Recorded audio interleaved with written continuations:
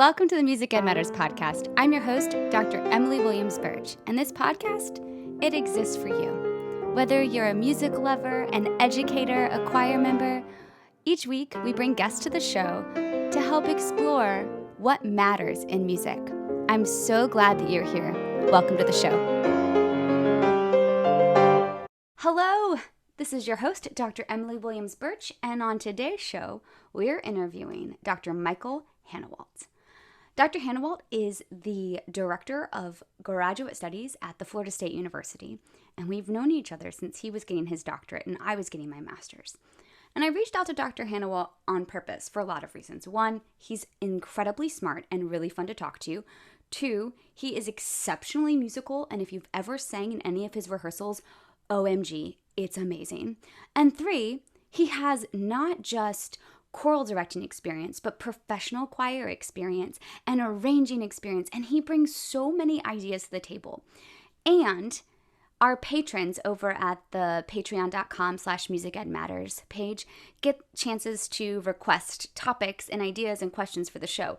And this one is one of those. One of our patrons asked, what's the future of conducting? What should I be thinking about if I'm thinking about pursuing advanced degrees in conducting? How can I become a better conductor here and now? And we unpack those questions and more in this incredibly fun conversation with Dr. Hanawalt. As always, this episode of the Music Ed Matters podcast is brought to you by the Cantus and Choral Company. Check them out at cantusandchoralco.com. Use the code MUSICMATTERS at checkout to get 20% off of your order. Without further ado, welcome to this awesome conversation with Dr. Michael Hanawalt. Today on the show, we are welcoming Dr. Michael Hanawalt. Hi, Dr. Hanawalt. Hey, it's great to see you. Thanks so much for having me. Thank you for agreeing to do this. It is such a joy to see you, although virtually. How is life? Tell the listeners, who's Dr. Hanawalt? Well, I am the Director of Graduate Choral Studies at Florida State University. We have a large master's and doctoral graduate conducting cohort here, generally between 11 and 15 students who are here studying at any given time. And so I run that graduate program. I conduct the chamber choir, teach courses in literature, choral literature, graduate conducting. I'm also the artistic director of the Tallahassee Community Chorus, which is a large 200 to 250 person community group that performs major works with orchestra every semester and is just a delight to be a part of. Before that, I was the director of choral activities at Wichita State University in Kansas and directed the Wichita Symphony Orchestra Chorus. And my background prior to that is really more professional in nature. I toured for a long time and was one of the original members of the male vocal ensemble Cantus, which got its start at St. Olaf College, which is my undergraduate alma mater. And so I, for the most early part of my career, toured around singing concerts with a bunch of guys in a van. And it was an amazingly formative experience and one I wouldn't trade for the world. So that's who I've been.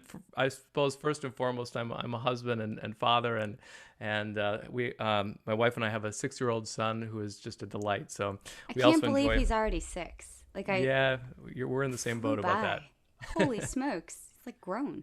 Yeah. Okay, I have a couple random questions for you. Number one, what's the biggest difference between Wichita, Kansas and Tallahassee, Florida? Humidity. I feel that on a real level up here in Savannah. Man, it's been a rough, heated fall.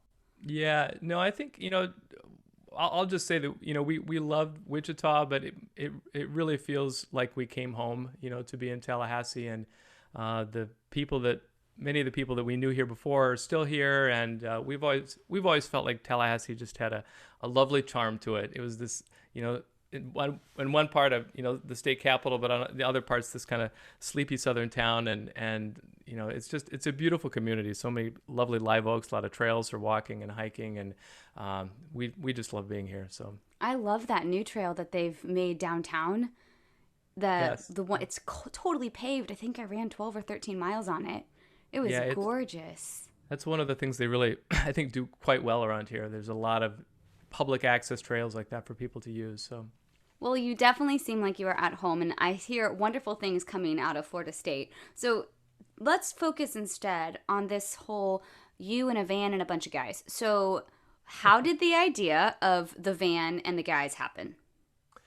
Well, back in undergraduate, I joined that group when I was a freshman in college. It had been going on for about I suppose a half a year or a year before I got in. And I think have the distinction of being the first, or if not one of the first two people that actually auditioned into Cantus. It was kind of like, hey, we need another tenor, come join us. So this is the first time I actually had auditions. But, it was really a product of a bunch of guys who thought the world was their oyster and that anything was possible. And that's one of the wonderful things about being in college, is you really think that. And that's what I love about teaching college, because you're around people that constantly think that, and that feeds you. It's an amazing thing, and such a privilege to be around. But we had recorded a CD one summer, and it was met with some success and sold out the first printing of it and everything like that. And then the next thing somebody said was, "Hey, we should take a tour." And we a couple of the guys called up churches, anywhere between Minnesota and the East Coast, because we only had like 2 actual bookings for this summer tour that we wanted to put together. This was the summer of 1998, by the way. Okay. And we were booked, I think, at the Newport Music Festival. And then we were booked at the Pennsylvania State ACDA convention, because Anton Armstrong was a headliner at that convention, and he had suggested us. So we were booked to do a concert there. And I think we were also booked to do a concert at an art gallery in Springfield, Ohio. But beyond that, we had no actual gigs. And they, of course, were spaced out, weeks and weeks in between. So we cold called churches all up and down from Minnesota to the East Coast saying, we will come sing a concert for you if you will provide us with some host homes, provide us with a venue for the concert, allow us to sell CDs. You will take a free will offering. And if the host home people will provide us a sack lunch for the next day. You're epitome of college kids making it work. And so, and by and large, there were a lot of people that said yes. And some places we had great audience, some places we had very small audiences. But we had a lot of really memorable experiences, with all these host homes we stayed at. Everyone basically ended up, I think, cleaning out their pantries, of stuff they didn't want. So we, in the back seat of this van, that we were traveling at, it was packed high with potato chips. People were trying to get it. That's the best thing. College kids are great they love food. It's such a good recruitment tool as well. So so the group continued after you graduated? Yeah, it did. We made enough money that summer. I think we each came away with maybe $1,500 or something like that for 6 weeks of touring. Nice summer gig. It was great. It was a lot better than working at McDonald's. And yes. So we started to think after that, we knew Chanticleer existed, and Cantus probably wouldn't have existed if it wasn't for Chanticleer, because they were doing it, and that there was a model there. We saw that, and we therefore knew that was possible because they had done it. And, so a few of us started thinking, well, maybe we could really do this. And we spent the next couple of years in a transition phase, because some of the guys graduated. There was a couple of years span between the oldest and the youngest guys, and people like me, who were some of the younger people, still had to graduate. And so we toured in summers and on breaks and things like that, and kind of held it together. And then the summer after I graduated, we were booked to sing at the Massachusetts State ACDA convention. And Chanticleer had just left. This is a great story. Chanticleer had just left their management company, Herbert Barrett Management, which was one of the kind of upper mid-tier sized, very well-respected management companies in New York City. And one of the members of Chanticleer, who was not extremely happy about the fact that they had left Chanticleer, really liked the management and all those kinds of things, he called them and said, hey, I've heard of these guys in Minnesota. You should come take a listen to them. They're going to be at the ACDA convention in Massachusetts this summer. Wow. So a few reps from Herbert Barrett, while we were out there, drove up to hear the concert. And did you know before you got there? We did, yeah. Okay. We did. And we went out to dinner with them after the fact, and we were booked a week later. So Cantus basically made it because a little bit of a sour, disgruntled member of Chanticleer. That's such a great story, though. And I won't reveal the name, but no, you don't have to. It's just part of the fun. Yeah, but I there's a long running joke between Cantus and that individual, and yeah, it's a great story. That's how things happen, for better or for worse. Before we talk about how to make this happen, as people who are listening that are dreaming, okay, I want to follow blank model. Before we go into that, what happened after the management company? Is that where you started doing bigger things, and what were the things that happened after you got the management company? I think after that there was again, I would say another couple of years of kind of transition, because things are booked enough in advance that once you sign up for someone, it's not like you instantly have a full season of touring. So it took a couple of years. I would say that first year we were with them, we were maybe kind of the equivalent of quarter-time employment, and the next year maybe half-time, and the year after that we were definitely full-time. And so a couple of years after I graduated, we were making about teacher salaries, but we had benefits, monthly salaries, healthcare, vision plan, retirement plan, all that kind of thing. And so it was, it was a process, but we made it, and it was thrilling, to be a part of that. I mean, I've never felt, I think, so alive, in some ways in my life, because you're learning all this stuff, and you're learning by doing, and you're if there's a problem and you don't know the answer to it, you just say, well, I'm going to go try to figure that out. And there were enough guys who were interested in various aspects of running that kind of organization in the group that really took on that charge, and did that. And it was a really empowering, thing to tackle problems like that and to try to make your way. I love so much that you are acknowledging the fact that there is a very distinct, not musical side of this, a business side of this, that you had to grow and learn from. So let's break this down for someone listening who might want to be creating something. So first you had the model. You had the Chanticleer Model. Yeah. And there were some guys that got together and got it started. You were the first to audition. Did you set up like rules for auditions, or what were the steps that you made to really solidify the organization so that it's still running today? Yeah. So yeah. You obviously made great decisions and set solid frameworks. So let's talk about those things. Enough good ones anyway.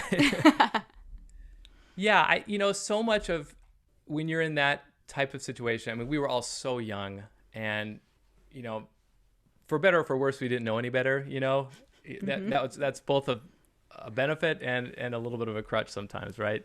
And many of the things we put in place, and we had a handbook, we had an employee handbook that we would give people when they auditioned in and joined. I probably have it on my computer still somewhere. Did you write it? Who wrote it? Yeah, I mostly me with the help of a few other guys. But it was all, we kind of had this handbook, and then every time something happened, we would have to add another section to it or provision to it. So hello, is that not life right now? I just added a new thing to my syllabus, just thanks this semester.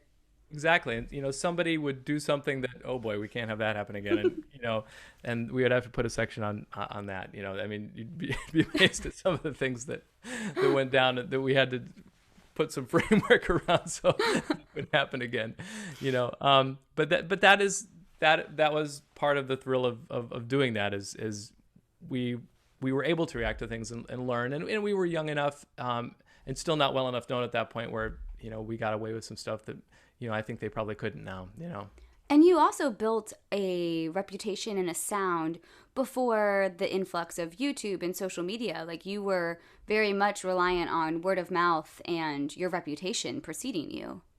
We were, and I will be the first to admit, I feel like a dinosaur now. I mean, the world has changed so much since I was out there doing that full time.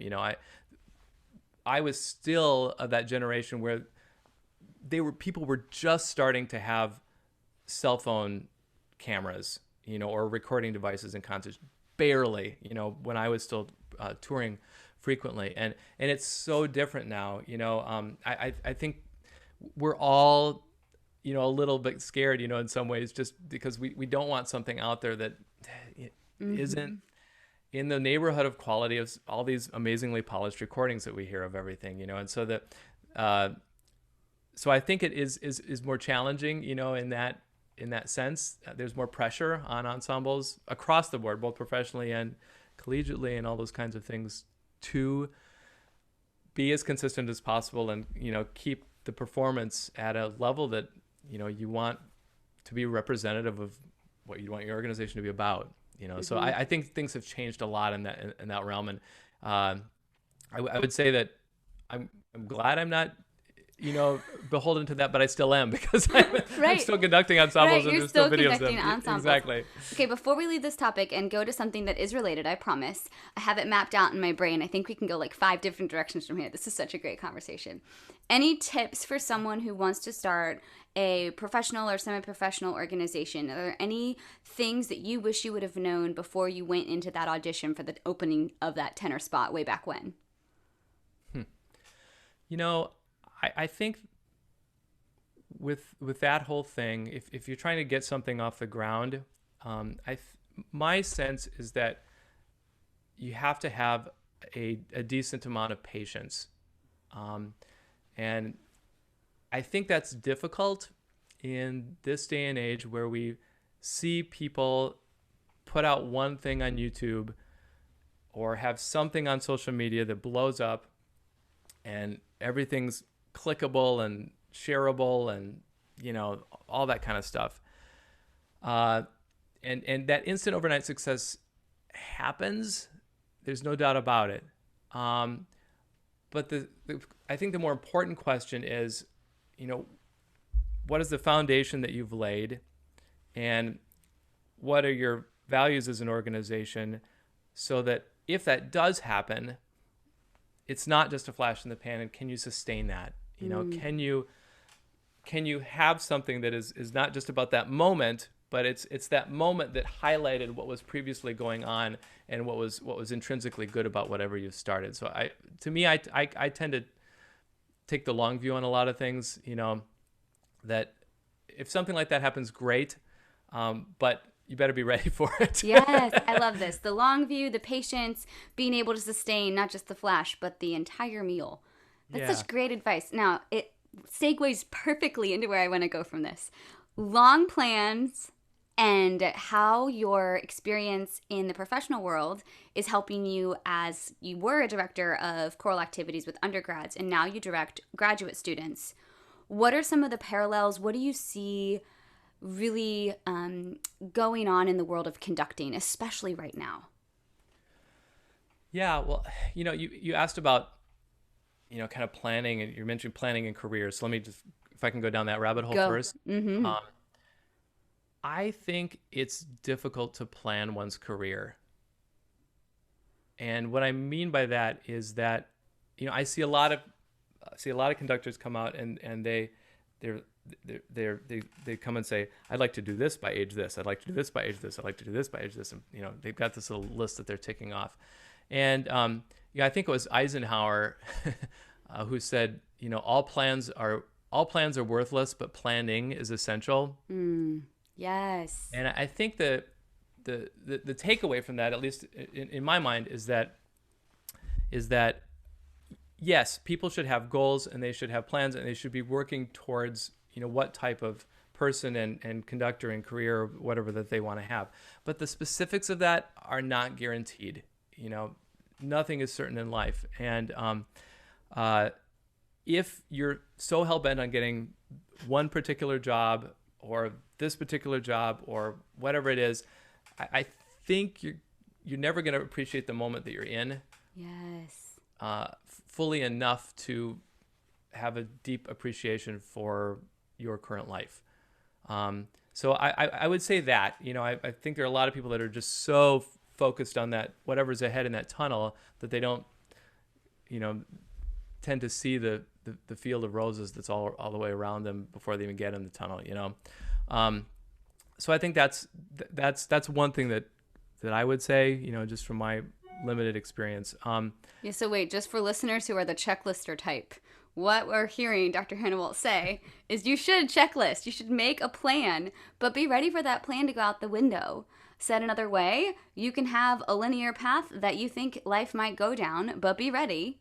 It might go a billion different directions, and don't forget to stop and smell the roses. Did I get it all? I think that's good. I mean, let me give you a for instance. So Yes. when I was doing the Cantus thing, I was singing professionally. I was also heavily involved in the administration because I was the executive director for a number of years.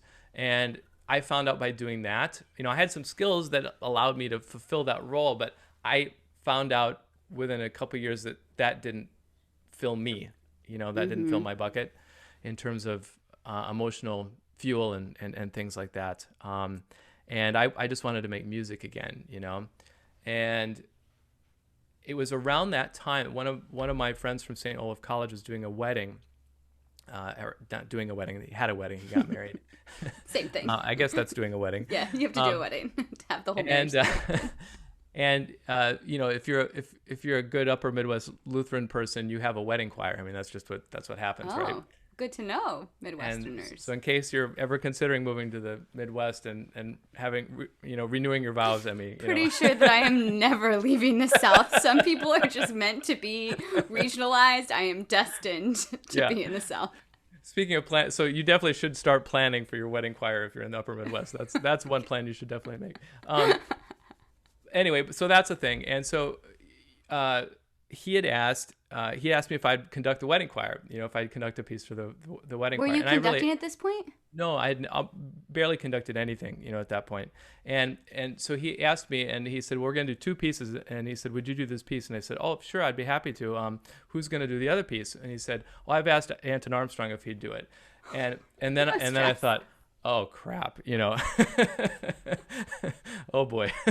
and it was one of those deals where, so we did the wedding choir, and Anton, who's my teacher from St. Olaf, he directed one of the pieces and I directed the other one. And when we sang in the choir when we weren't conducting, and so here I am conducting him, who was, I have such reverence for that man and love him to death, and I was so intimidated, right? I was so intimidated. I'm just sitting there thinking, like, even if Dr. Thomas was in the choir, there's no way my hands would even remotely keep a 4 pattern. and here I was, like he was, I was looking at him, the whole time I was doing it. So, but it went well, and I had a really good time, and I kind of thought, boy, I really liked that, And so I remember having lunch with him a couple months later, just saying, something clicked there, and I'm wondering about grad school and going back for conducting. And I don't know that that was really kind of a seminal moment, that experience and the pressure of doing that in front of him and all those kind of things kind of made me think, I really love this, and I think maybe I could do this. So I don't know that would have happened if it wasn't that I don't know if I'd be here, if I hadn't been put in that situation in that moment, and I could have never planned that. Right. That it wasn't on your checklist at all. You just happened to have a good friend. What a serendipitous moment.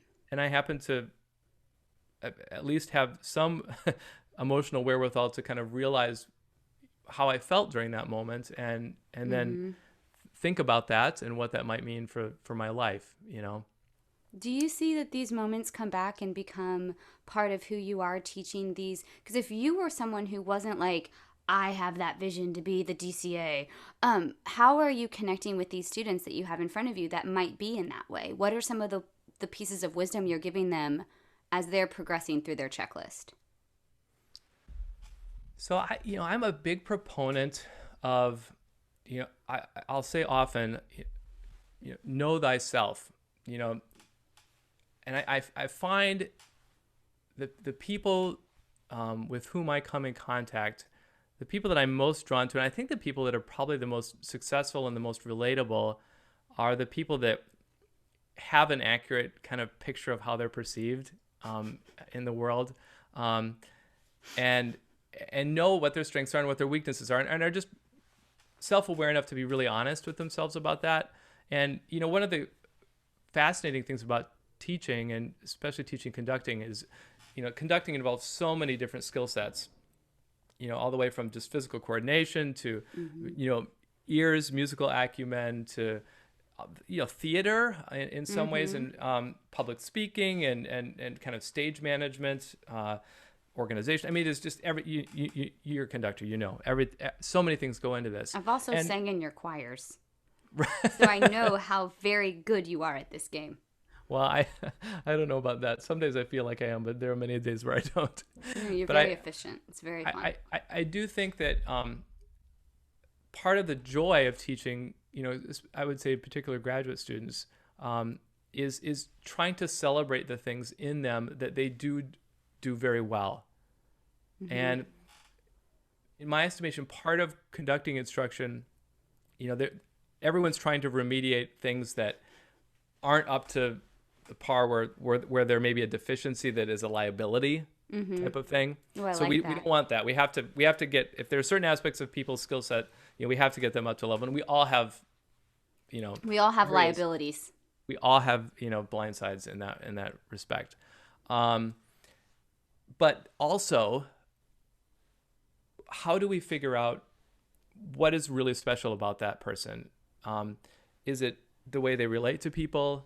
Is it the way they speak to people? Is it the beauty of their gesture? Is it the amazing metaphors or stories that they can use in rehearsal? Is it their just plain rock solid musical ears and the ability they have to decipher musical issues that are going on? What is the thing that people are going to remember about them? Because every conductor's got something that people know them for, or is the thing that really makes an impression about people, and I really feel it's important to not only remediate some of those things that maybe you'd like to be better, but also nurture the things that are so important about people. And because those are the things that are they're going to build their careers on.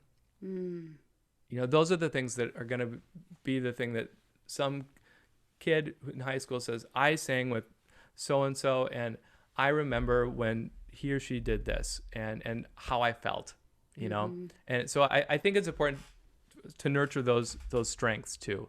And that's such great feedback too for listeners who aren't in school or pursuing advanced degrees. That's something that everyone can do all the time, is understand and recognize your strengths and nourish those, and then figure out, okay, so if they're not cutting off with you, what liability thing are you doing that's causing them to not cut off with you? I think that those are some really great ways to look at it. Nourish and figure out where the deficiencies are. That's such good advice. And I'll encourage people to, watch other people react to them as they do things. What are people's faces doing? It's one of the things that is so challenging during this pandemic is, everyone's masked. So you don't get that feedback. I was giving an assignment this morning in my advanced conducting class about what's going to happen for the last week and explaining it to people. And I was getting all these kind of blank stares back at me. And I found myself saying, is that okay? Are you guys all right with that? Because you can't tell. I felt self-conscious that, and somebody had to say, no, I'm smiling underneath this mask. You almost have to start with that. You have to start with, hey, I'm not angry. I just want you to cut off with me. Or, oh my gosh, I'm smiling underneath. It's so crazy. Yeah. Well, so I think that self-awareness is really important.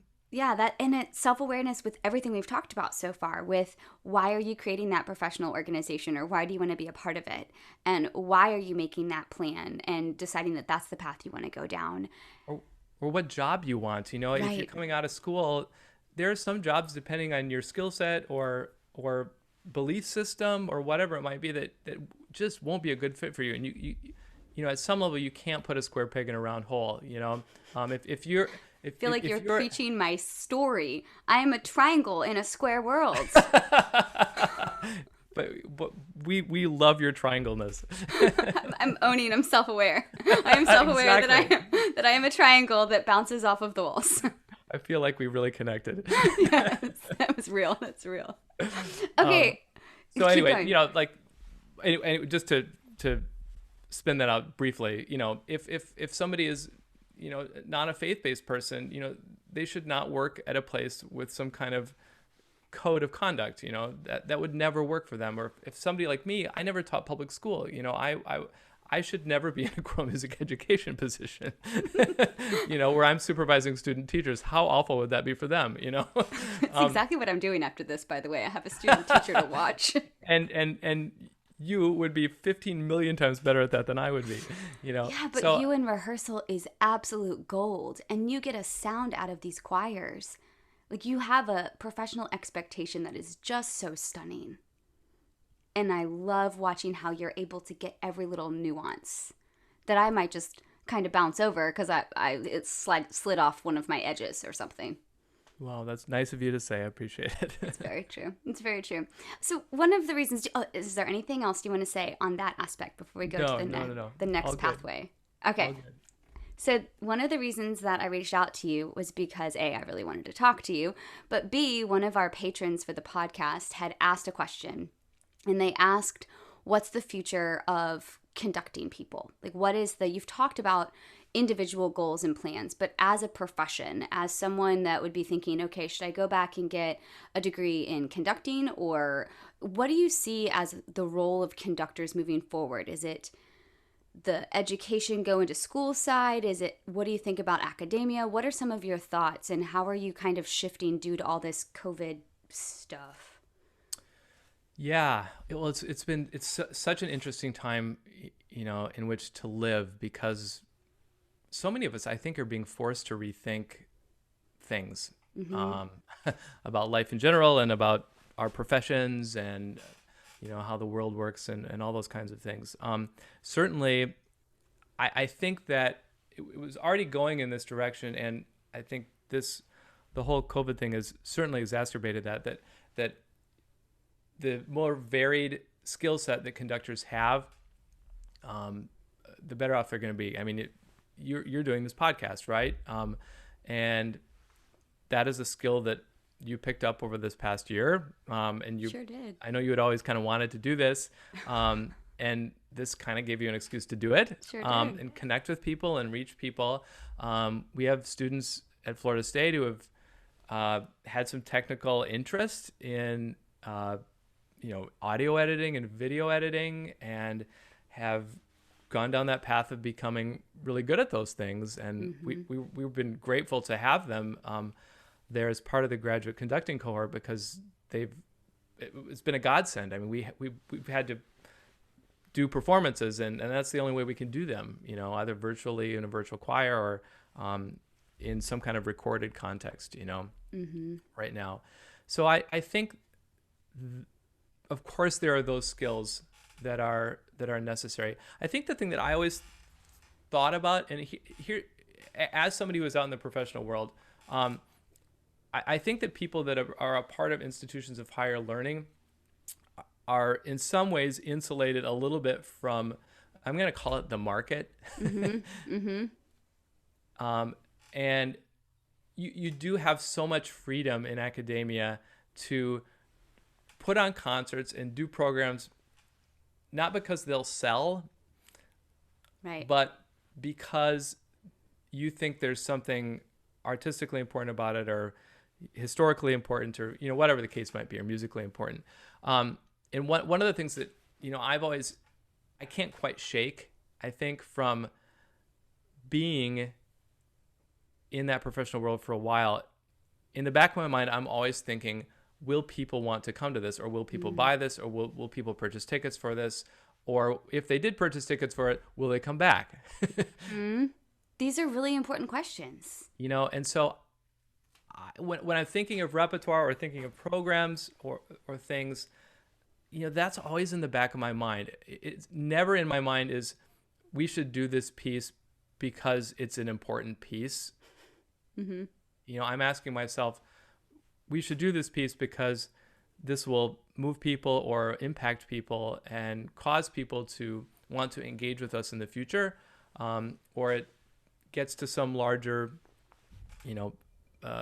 philosophical idea or movement or something like that that can resonate with people. And so I that's always been in the back of my mind is, why are we doing what we do? And if we're not doing it to engage people, I'm not sure.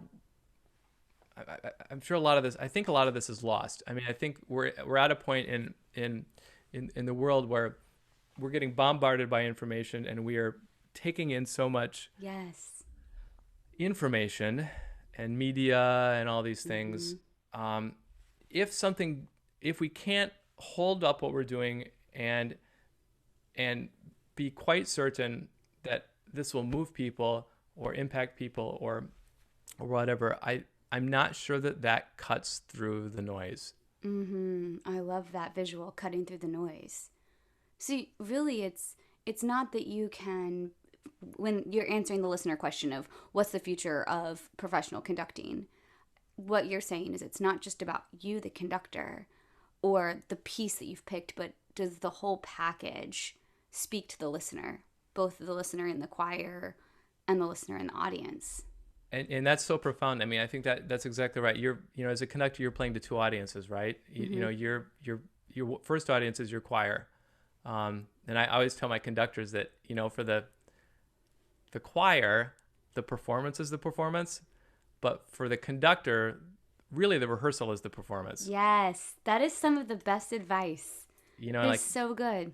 That every day, because you spend infinitely more time in rehearsal than you do on a concert stage. And so you're performing when you're in rehearsal as a conductor. The singers are performing when they're on stage, but you're performing when you're in rehearsal. And so that, I think that amount of care is quite important. And so you're right. Exactly to your point, you're serving two audiences. The first audience is your singers. Are they going to be able to engage with this? Is this going to be meaningful for them to sing? And then if they can buy into that, then there's a lot better chance that, of course, that will transfer to an audience. This is so much fun. I really enjoy talking to you. We've had lots of great conversations because we kind of grew up together. You were kind of a little bit older than me. You were getting your doctorate while I was getting my master's. And I'd like to say that I've grown up quite a bit in those, 15 years maybe. I hope so. Fingers crossed. Haven't we all? I was watching a video of myself from I don't know how many years ago. At one point, I looked so young, and I thought, gee, what happened? You don't look any different. You don't look any different. Oh no, I do. Well, I want to toss out. I know that I didn't run this by you, so we can take this out if you don't like it. But I know that the application to apply for master's and doctoral programs at Florida State usually goes live about this time. So I really wanted to get this episode out here because you have a lot to share, but also because Florida State shaped so much of who I am. And it was 2 years of my life that I will never take for granted. So anyone listening, they didn't ask me to say this, but I'm saying it because it matters. Florida State is just a very special place. And what Dr. Hanawalt and his team are doing is really wonderful. And you should check them out if you're thinking about grad school. Well, I appreciate that. And certainly I would not be the person that I am today or the musician or conductor today if it wasn't for, Andre Thomas and Kevin Fenton and Judy Bowers and all the music ed faculty there is amazing. And if you allow me just a minute, yes, I do think, because all these graduate student applications are basically due at the beginning of December at various institutions around the country. I think what makes Florida State special is especially the PhD degree is so flexible in what classes you have to take or required, which are very few, and then what classes are available to you depending on your interests, your skill set, and your past experiences or lack thereof, And I think what that degree really is so unique because I think it allows us to, let me backtrack really quickly. And we only have the PhD degree. We don't have a separate DMA and PhD track. So it's more open-ended in terms of the requirements for it because there's only that one degree. Mm-hmm. So people shift it either towards a DMA-ish degree or a PhD-ish degree, depending on their interest. And I think it really helps us be able to do what I talked about before, which is to make people as aware of themselves as possible. It makes them think through, what do I know? What do I not know? How can I plug holes in my experiences while I'm here? How can I fill in the cracks in my previous development, but also how can I nurture those things that are special about me? And so I do think that degree and the people here, Dr. Fenton and Dr. Adams, who's our new choral music education person, who we're really excited about, do a wonderful job of mentoring those students in that way. I think there's something so important too about the mentorship y'all as doctoral cohorts did for us as master's students. And that has been a big part. The relationships and friendships that we had being mentored by y'all, and then the opportunities we had to mentor the undergrads. Some of my greatest conversations during COVID have been undergrads that I knew from my Florida State days calling to say, hey, I'm listening to the podcast. Can we talk about this? And that's been really fun to see just how interconnected it all is. But you've answered so many of these questions. You've answered, how does a professional thing get started and what's some of the fun things you experienced? You talked about goal setting and conducting and how we can all become better at that craft, whether you're in school or not in school. And you've given us some tips for just general, what do we do moving forward in the status and the state of conducting, especially choral conducting. Is there one thing that really matters on the Music Ed Matters podcast that you want the listener to know? First of all, I just think that this is such a wonderful service that you're providing to the world, Emmy. And I think this is just such a delight. And you're a delight. And Thank you. It really is just such a privilege to get to talk with you. I'll go back to what I said before and then kind of tie a couple things together.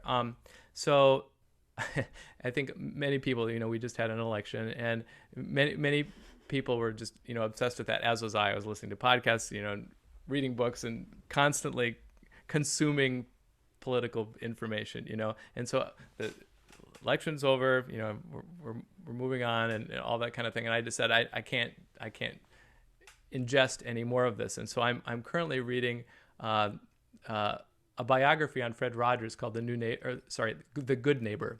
Oh. And one of his statements or things that he often said was, I like you just the way you are, and I think that in a way he's trying to get that at that kind of self-awareness thing and getting people to become comfortable once they are aware of who they are and their strengths. And there are always going to be people that do things better than you and can do a certain skill better than you. And you have to learn to value yourself and what it is that makes you special, in whatever way that is, in whatever order that is in the hierarchy of the world. You have something that is intrinsically good about you. And I think everyone needs to, let their light shine and be comfortable with that. And do it in a way that is authentically them, that is true to their value system, that is not doing it just because they're trying to make a name for themselves, but it's doing that because they believe in it and who they are. And I think that if more people, thought about those things and thought that way, I think we'd have a little bit more authentic world in a lot of places. And I'm always drawn to people that are authentic. And I think that's important for a conductor. Yes. People can spot a phony a mile away. I think that people just get so much from about people so quickly, more than we could possibly understand. And so the people that are being their authentic selves, and that are comfortable with that, I think are going to have the most success. So I try to engender that, and hopefully in my life and try to engender that amongst my grad students, and hopefully that makes the world a better place. Who knows? It definitely does. I like you just the way you are. That's such a great quote. Thank you for sharing. Thank you for giving your time. I'm so thankful to know you. Well, it goes both ways, Emmy. It's such a privilege.